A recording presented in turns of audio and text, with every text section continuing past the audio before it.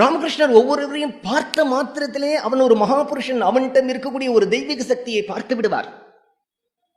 தெய்வீக சக்தியை பார்த்து விட்டாலும் கூட அவருக்கு ஒரு கேள்வி வரும். அவனிடம் விஷ்ணு அம்சம் இருக்கின்றதா, சிவாம்சம் இருக்கின்றதா, தேவி அம்சம் இருக்கின்றதா என்று பரீட்சை செய்து கொள்வதற்காக அவர் ஒரு பரீட்சை வைத்திருக்கின்றார்.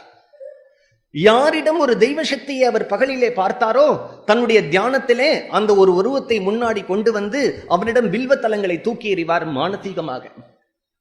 அந்த வில்வ தலங்கள் அங்கிருந்து தள்ளப்பட்டு விட்டதானால் அவனிடம் சிவாம்சம் இல்லை. துளசி தலங்களை தோட்டு பார்ப்பார், அது ஏற்றுக்கொள்ளப்பட்டது என்றால் அவனிடம் நாராயணனுடைய அம்சம் இருக்கின்றது. இப்படி ஒவ்வொருவரையும் சோதித்து சோதித்து சோதித்து புடன் போட்டு தன்னுடைய தங்கங்களை தேர்ந்தெடுத்தவர் குருதேவர். முதல் தரம் நரேன் வருகின்றார். சில பேருடன் சேர்ந்து வந்ததனால் குருதேவர் உட்கார்ந்திருக்கும் பொழுது கீழே உட்கார்ந்திருந்தார். ராமகிருஷ்ணர் சொல்லுகின்றார், நீ ஒரு தரம் தனியாக வா நரேன். அடுத்த முறை தனியாக வருகின்றார். தன்னை மறந்த ஒரு பாவ சமாதியிலே தன்னுடைய கால் கட்டவரலை கொண்டு நரேந்திரனுடைய துடையில் வைக்க உலகம் முழுவதும் மறைகின்றது. ஒரு பெரிய ஸ்வர்ணத்திலே சூரியன் பிரதிபலித்தால் ஒரு ஜோதி ஏற்படுமே, அப்படி உலகம் முழுவதும் ஒரு ஜோதியாக ஏற்படுகின்றது. காணாத காட்சிகள் எல்லாம் கிடைக்கின்றார். அப்பொழுது பயம் ஏற்படுகின்றது. குருதேவரை பார்த்து, என்ன செய்கின்றீர்கள்? எனக்கு குடும்பம் இருக்கின்றது, என்னை விட்டுவிடுங்கள் என்கின்றார். தன்னிலைக்கு வந்த பிறகு யோசிக்கின்றார், இந்த காட்சி என்ன? அறிவுபூர்வமானதா, மனோமயமானதா, இல்லது மாயையா, மெஸ்மரிசமா, ஹிப்னாட்டிசமா? அவருக்கு ஒரு பதில். நாம் அறிவுக்கு மிஞ்சியது இல்லை என்று இதுநாள் வரை நினைத்து கொண்டிருந்தோமே, அறிவுக்கு தாண்டிய அனுபவங்கள் உண்டு. வேதாந்தம் என்றால் என்ன? வேதம் என்றால் அறிவு. அறிவு எங்கு முடிவுகின்றதோ அங்கு அனுபவம் ஏற்படுகின்றது. அதுதான் வேதாந்தம். அந்த உண்மையை உணர்த்தினார். ஒரு கால் இது மனோவசியமாக இருக்குமோ? சுவாமிஜியால் அதை ஏற்றுக்கொள்ள முடியவில்லை. ஏனென்றால் மனோவசியமோ, ஹிப்னாட்டிசமோ, மிஸ்மரிசமோ யாரிடம் பண்ண முடியும் என்றால், யாருடைய மனது ரொம்ப வீக்காக இருக்கின்றதோ அவனிடம்தான் அது செல்லுபடியாகும். மனோ திடம் உள்ளவரிடம் அது செல்லுபடியாகாது. சுவாமிஜி தன்னை பற்றி அவருக்கு தெளிவாக தெரியும். தான் ஒரு கோழை அல்ல, அப்படி ஒரு மனது உடையவனும் இல்லை. தான் ஒரு வீரன், மனோபலம் உள்ளவன். அதனால் தன்னிடம் இந்த மெஸ்மரிசம், ஹிப்னாட்டிசம் இவைகள் எல்லாம் செல்லுபடி ஆகாது என்று தெரியும். அதே சமயத்தில் அதற்கான பதில் என்னவென்றும் தெரிய முடியவில்லை. இரண்டாவது முறை வரும்பொழுதும் அப்படியே நடக்கின்றது.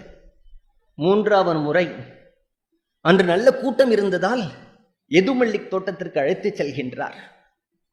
அவர் ராமகிருஷ்ணர் எப்பொழுதும் தன்னுடைய தோட்டத்தில் வந்து உலாவுவதற்கும் தங்குவதற்கும் அனுமதி கொடுத்திருந்தார்.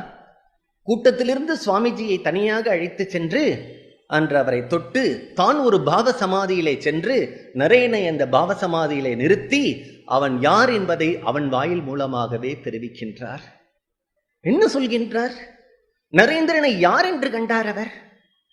இந்த பிரபஞ்சம், இந்த பிரபஞ்சத்துக்கு மேலே சந்திர மண்டலம், சூரிய மண்டலம், சந்திர மண்டலத்தையும் சூரிய மண்டலத்தையும் தாண்டி ஒளிமயமான இருக்கக்கூடிய உலகங்கள், அந்த ஒளிமயமான உலகங்களிலே சகுன தேவதைகள் இருக்கக்கூடிய எவ்வளவோ தேவதைகள், தேவிகளுடைய காட்சி, அந்த தேவதைகளும் தேவிகளும் கூட அஞ்சக்கூடிய ஒரு ஒளி பொருந்திய உலகம், அதுல பாகுபடுத்தப்படாத ஒரு பிறவி இடம். அந்த இடத்திலே 7 ரிஷிகள், அத்ரி, பிருகு, வசிஷ்டர் போன்றவர்கள் எல்லாம் உட்கார்ந்து தவம் செய்து கொண்டிருக்கின்றார்கள்.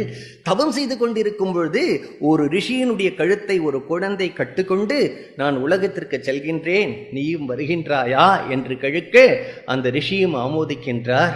ராமகிருஷ்ணர் சொல்லுகின்றார், அந்த குழந்தை நான் தான், அந்த ரிஷிதான் நரேந்திரன் என்கின்றார்.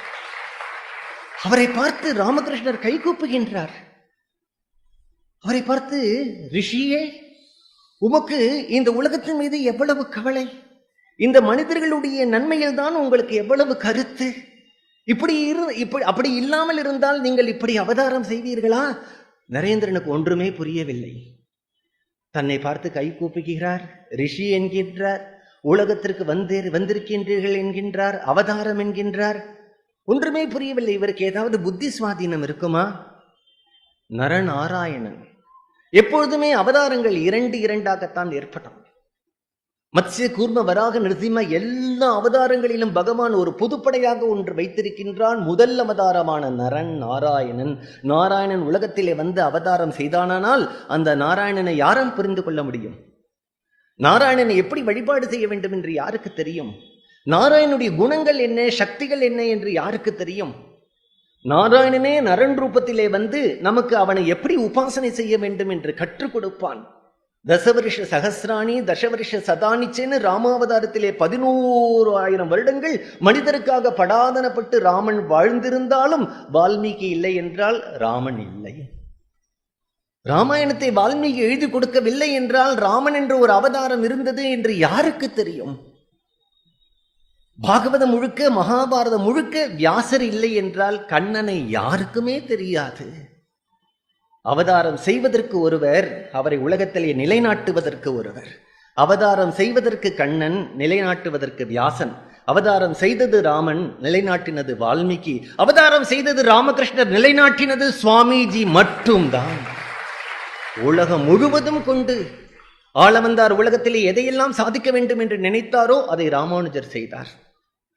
மகாபிரபு ஒரு வீட்டின் கதவை சாத்திக் கொண்டு இரவு பகலாக மகாமந்திரம் கீர்த்தனம் செய்ததை சனாதன கோஸ்வாமியும் ரூப கோஸ்வாமியும் உலகம் முழுவதும் எடுத்துச் சென்றார்கள். ஒரு ராமகிருஷ்ணரை, ஒரு கல்கத்தாவிலே ஒரு சிறிய ஒரு கோவிலிலே அடங்கியிருந்த ராமகிருஷ்ணரை உலகம் முழுவதும் எடுத்துச் சென்றவர் சுவாமிஜி அவர்கள். ஒன்றுமே புரியவில்லை விவேகானந்தருக்கு. அன்று நம்மை தொட்டார், ஒரு உன்னதமான அனுபவம் ஏற்பட்டது. மீண்டும் நம்மை தொட்டார், ஒரு உன்னதமான அனுபவம் ஏற்பட்டது. இன்று நம்மை தொட்டு ஏதோ நாராயணன் என்கின்றார், நரன் என்கின்றார், அவதாரம் என்கின்றார், சப்தரிஷி மண்டலம் என்கின்றார், நம்மை பார்த்து கை கூப்புகின்றார். என்ன ஆயிற்று இவருக்கு?